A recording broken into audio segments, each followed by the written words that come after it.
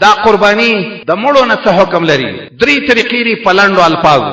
څوک چې قربانی د مړي نه کوي، که مړي وصیت کړی نو د مړي نه په درېیمه حصه کې دا وصیت سر ته ورسوه. ځکه قرآن کریم کې رب العالمین فرمایي چې مړی کوم وصیت وکړي د هغه وصیت سر ته رسول پکار دي.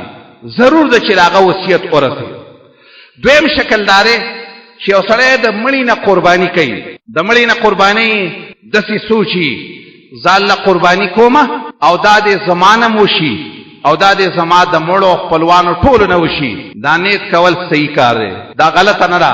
د الله نبی یو قربانی کړی وه او داسې ویلي وو دا زما د طرف نه ده او زما د ټول کور والا د طرف نه، دا زما د ټول اهل د طرف نه. په دغه وخت کې د رسول الله اهل څوک وو؟ ژوندي عباس و، علي و، عائشه وه، نورې بیبیانې د رسول الله.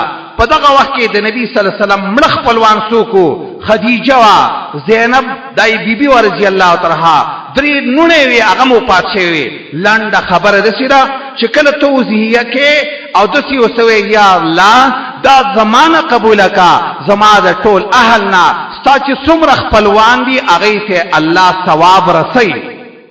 یو دریم شکل داسې دی چې خلک داسې وایي چې دا وضحیه دا زما د پلانکي مړي د طرف نه شوه، مستقله حصه وله وکړي.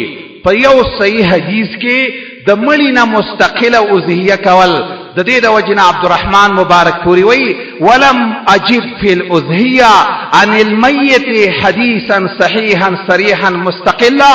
مستقله اضحیه کول د مړي د طرف نه چرته نه ده کلی رسول الله، نه صحابه کرامو کړی ده. په صحیح حدیث کې دا نشته چې ګنې چرته به د مړي د طرف نه صحابه په خپله نه مستقله اضحیه کړې وي.